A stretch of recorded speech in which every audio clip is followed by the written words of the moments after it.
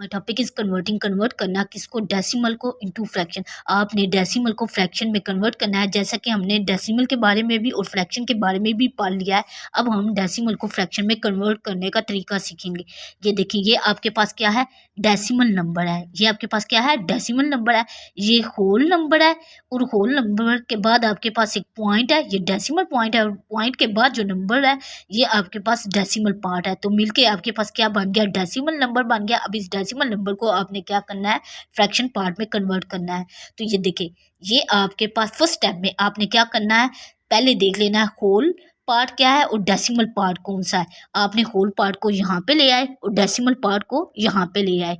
अब आपने whole part भी देख लिया और डेसिमल पार्ट भी देख लिया। अब आपने डेसिमल पॉइंट जहाँ पे है उसको रिप्लेस करके, उसको ख़त्म करके आपने क्या लगा दिया, 1 लगा दिया। और फिर डेसिमल पॉइंट के बाद आपने डिजिट कैलकुलेट किए। ये देखिए, ये 1 है और 1 के बाद क्या है, 2 डिजिट। और इन 2 डिजिट की जगह आपने क्या लगा दिए, 2 0 लगा दिए।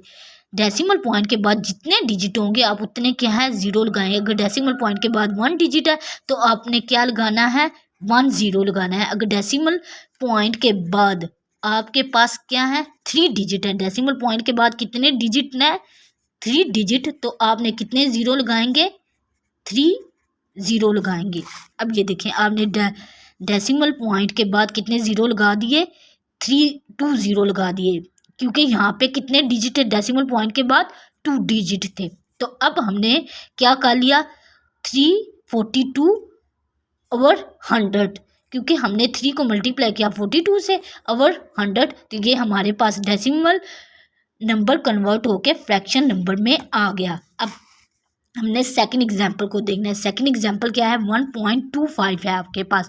आपने सबसे पहले 1 होल नंबर को और डेसिमल पॉइंट के बाद वाले नंबर को इधर लिख लिया स्टेप 1 में। और सेकंड स्टेप में आपने क्या किया, डेसिमल नंबर को ख़त्म करके उसकी जगह 1 लगा दिया और जितने डिजिट थे उतने आपने क्या लगा दिए, 0 लगा दिए। उतने आपने क्या लगा दिए, 0 लगा दिए। अब डेसिमल पॉइंट के बाद आपके पास कितने डिजिट हमने कर लिए, 2 डिजिट हमने सीख लिए। अब हमने 3 डिजिट पे देखा, तो हमने डेसिमल पॉइंट के बाद कितने डिजिट लिए, 3 डिजिट।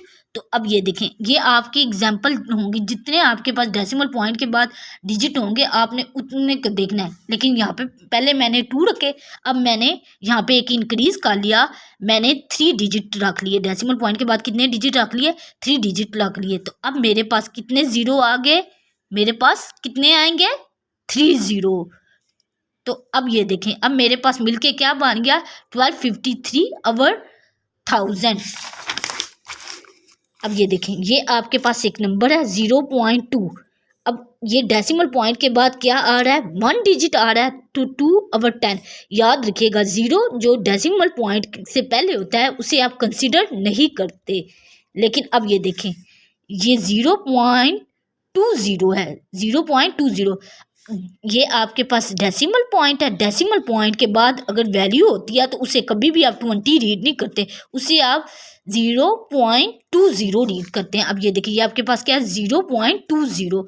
तो 0.20 को आपने डेसिमल पॉइंट के बाद डिजिट कैलकुलेट करके 1 है और यहाँ पर 0 भी क्या है, एक डिजिट है। तो ये मिलके क्या बन गए है, 20। तो ये 2 डिजिट बन गए और 2 डिजिट के को रिप्लेस करके हम क्या लगाएंगे, 100 लगाएंगे।